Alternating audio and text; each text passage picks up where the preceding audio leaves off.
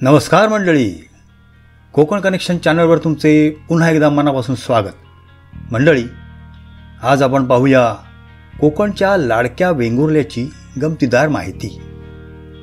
तर जुन्या जाणत्या लोकांच्या समजुतीप्रमाणे वेंगुर्ले या शब्दाचा अर्थ वेंगेत मारून उरले ते वेंगुर्ले। वेंग म्हणजे कंबर, म्हणजेच कमरेवर घेऊन उरले ते। मालवणीत येंग किंवा वेंग म्हणजे कंबर किंवा मिठी मारणे। थोडक्यात असं म्हणता येईल की कोकणाने प्रेमाने कमरेवर उचलून घेतलेला गाव म्हणजे वेंगुर्ला।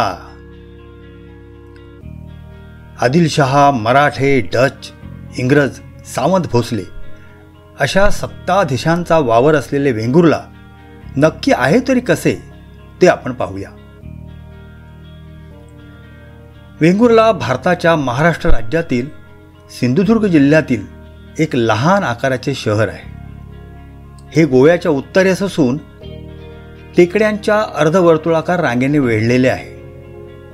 वेंगुर्ल्याच्या उत्तरेस दाभोळी, पूर्वेस तुळस व दक्षिणेस मोचेमाड या डोंगर रांगा आहेत, तर पश्चिमेस अथांग असा अरबी समुद्र आहे। वेंगुर्ला इतर शहरांइतके प्रसिद्ध नसले तरी त्याचे ऐतिहासिक आणि सांस्कृतिक महत्त्व फार आहे। वेंगुर्ल्याला प्राचीन काळापासूनचा समृद्ध इतिहास आहे। मराठ्यांच्या काळात हे एक प्रमुख बंदर आणि व्यापारी केंद्र होते। या प्रदेशाने मराठा, विजापूरचा आदिलशहा, डच, ब्रिटिशांसह विविध राजवंशांचा प्रभाव पाहिलेला आहे। हे शहर समुद्रकिनारी वसलेले आहे। त्याच्या मोक्याच्या किनारपट्टीच्या स्थानामुळे ते व्यापारासाठी महत्त्वाचे सागरी केंद्र बनलेले होते, परंतु आता त्याची केवळ एक मासेमारी बंदर अशी ओळख उरलेली आहे। कोकणातील 7 महत्त्वाच्या दीपगृहांपैकी एक दीपगृह इथे आहे। स्वच्छ समुद्र किनाऱ्यामध्ये इथल्या किनाऱ्यांची गणना होते। समुद्र सपाटीपासून 0 ते 11 मीटर उंच असलेले वेंगुर्ला हे विनगोरिया म्हणूनही ओळखले जायचे। दाभोळी, खानोली, वेतोरी, तेंडोली, वांगणी, सुरंगपाणी, शिरोडा, रेडी या भागांचा यात समावेश आहे। उंच टेकडीवरून खाली पाहिल्यास अफाट अरबी समुद्र, त्याच्या फेसाळलेल्या लाटा, हत्तीसारखे काळे मोठाले खडक, कोळ्यांची लहान लहान जहाजे आणि गलबते दिसतात। 1856 पासून नगरपालिका आणि 1871 पासून नगर वाचनालय असलेल्या वेंगुर्ला शहराची शैक्षणिक परंपरा उच्च दर्जाची आहे। आजच्या वेंगुर्ल्यात Vengurla homoeopathic medical college, barrister Khardekar college, Patkar high school, Rasi Rege junior college आणि वेंगुर्ला हायस्कूल या संस्था शैक्षणिक कार्य पार पाडतात। एकेकाळचे प्रमुख व्यापारी बंदर असल्याने वेंगुर्ल्यात देवस्थानांना संपन्नता लाभलेली आहे। इथे संपूर्ण वर्षभर धार्मिक आणि सांस्कृतिक कार्यक्रमांची रेलचेल असते। विविध देवस्थानांच्या जत्रा आणि त्यानिमित्त होणारे दशावतारी नाट्यप्रयोग हे अत्यंत उत्साहात साजरे केले जातात।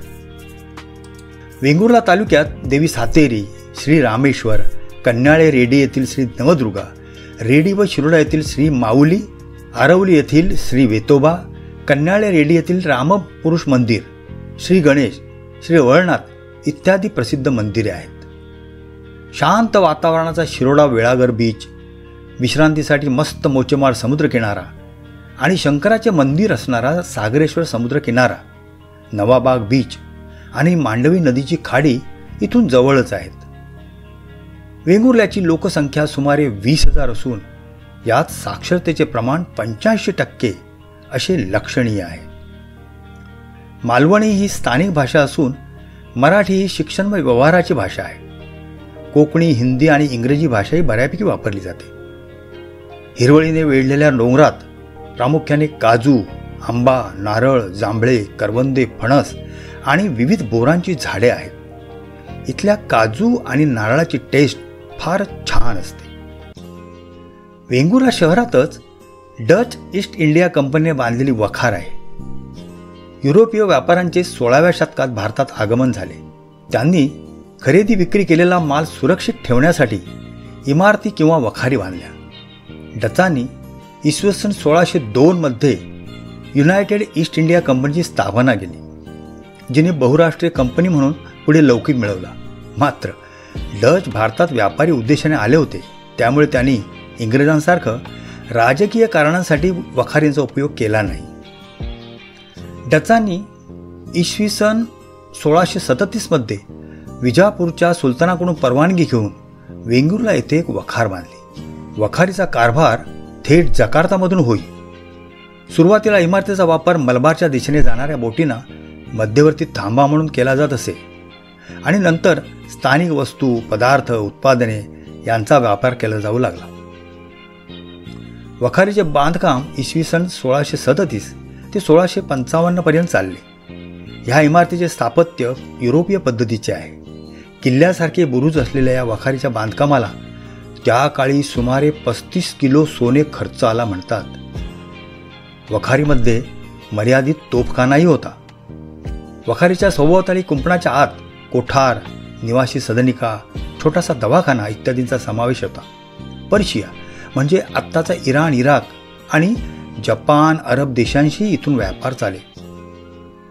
इसवी सन 1683 मध्ये औरंगजेबाच्या फौजांनी वेंगुर्ला शहरावर हल्ला केला होता. तर इसवी सन 1766च्या सुमारास वाडीकर खेम सावंतांचा वेंगुर्ल्यावर अंमल झाला. नंतर ब्रिटिशांची सत्ता आली. इसवी सन 1862 नंतर वखार विना वापर राहिले. इथल्या इमारतीचे लाकडी भाग आणि इतर वस्तू चोरीला गेल्या. डचांची महाराष्ट्रातली आठवण म्हणून ही जीर्ण वास्तू सध्या उभी आहे. राज्य संरक्षित स्मारकाचा दर्जा देण्यात आला असूनही तिची देखभाल व दुरुस्ती दुर्लक्षित आहे. 130 वर्षे जुनी वेंगुर्ला नगर परिषद ही महाराष्ट्र राज्यातील सर्वात जुन्या नगर परिषदांपैकी एक आहे. डच वखार, वाचनालय, Saint Louis Hospital, Crawford Market, जुने रस्ते, व्यावसायिक आणि कार्यालयीन इमारती, रुग्णालये, उद्याने इत्यादी असलेले हे एक नियोजित शहर आहे. तसा वेंगुर्ले बंदराला धक्का नाही. 2-3 मैलावर समुद्रात बोट थांबते. धक्क्यावरून पडाव किंवा खपाटे, छोट्या होड्या प्रवाशांना ने आण करतात. वेंगुर्ल्याचे मार्केट मुंबईचे मार्केट बांधणाऱ्या क्रॉफर्ड साहेबानेच बांधले आहे, म्हणूनच त्याला क्रॉफर्ड मार्केटच म्हणतात. मार्केटच्या बाजूच्या इमारतीत मासळी बाजारात वेंगुर्ल्याच्या समुद्रातून आणि मांडवी खाडीतून आणलेले मासे विकायला येतात. हेच मासे आजूबाजूच्या तालुक्यातूनही विक्रीला जातात. एक गमतीशीर आठवण आहे.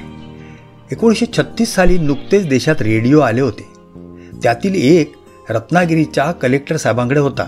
मात्र तेव्हा वेंगुर्ल्याच्या हॉस्पिटलात एक आणि खाजगी एक असे चक्क 2 रेडिओ होते. त्यावर फक्त रात्रीचे प्रोग्राम ऐकायला येत. रेडिओ ऐकायला आजूबाजूचे लोक आणि त्यांच्याबरोबर लहान मुलेही गर्दी करत असत. प्रसिद्ध क्रिकेटपटू सुनील गावस्कर, कविवर्य मंगेश पाडगावकर, बॉलिवूडची उर्मिला मातोंडकर, थोर राजकारणी नाथ पै, लेखक प्रवीण बांदेकर यांचे वेंगुर्ले हे गाव. पु ल देशपांडे यांना लेखनासाठी वेंगुर्ल्याचा समुद्र आणि डोंगरावरची शांतता खूप आवडायची. वेंगुर्ल्यात भेट देण्यासाठी खूप ठिकाणे आहेत. 1968चे दीपगृह, टेबल पॉईंट, ब्रिटिश काळापासूनचे शासकीय विश्रामगृह सागर बंगला, MTDC resort, Vengurla fish market, Sateri मंदिर, रामेश्वर मंदिर, बाळासाहेब सावंत फळ संशोधन केंद्र, स्वच्छ सुंदर सफेद रंगाचे 1857चे कॅथॉलिक चर्च, मानसेश्वर मंदिर आणि सुमारे 20हून अधिक हनुमान मंदिरे इथे आहेत. वेंगुर्ल्यात अवश्य भेट द्यावी असे एक सुंदर कला दालनही आहे. तिथे देवळे, स्थानिक नाच, सण, प्रसिद्ध व्यक्ती यांचे मिनिएचर्स ठेवलेले आहेत. वेंगुर्ल्याची अतिशय वेगळी ओळख म्हणजे इथल्या निवती किनाऱ्यानजीकच्या बेटावर अति प्राचीन गुहा आहेत. एक गुहा तर 61 मीटर लांब आणि 18 मीटर उंच आहे आणि त्यात दुर्मिळ असे भारतीय पाकोळी पक्षी राहतात.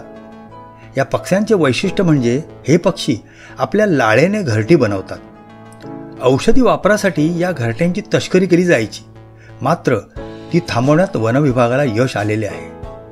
या पक्ष्यावर आता जागतिक संशोधन चालू आहे.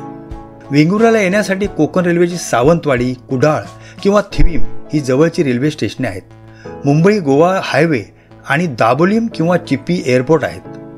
वेंगुर्ल्यापासून मुंबई 535, पुणे 400, कोल्हापूर 170, गोवा 115 आणि मालवण 51 किलोमीटर अंतरावर आहेत.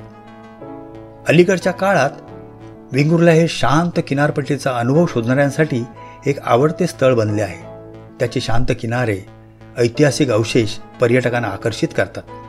वेंगुर्ल्याला महाराष्ट्राचे गोवा म्हटले जाते. इथे छान होमस्टे, रिसॉर्ट आणि हॉटेल आहेत. इथे चमचमीत नॉनव्हेज जेवण मिळते.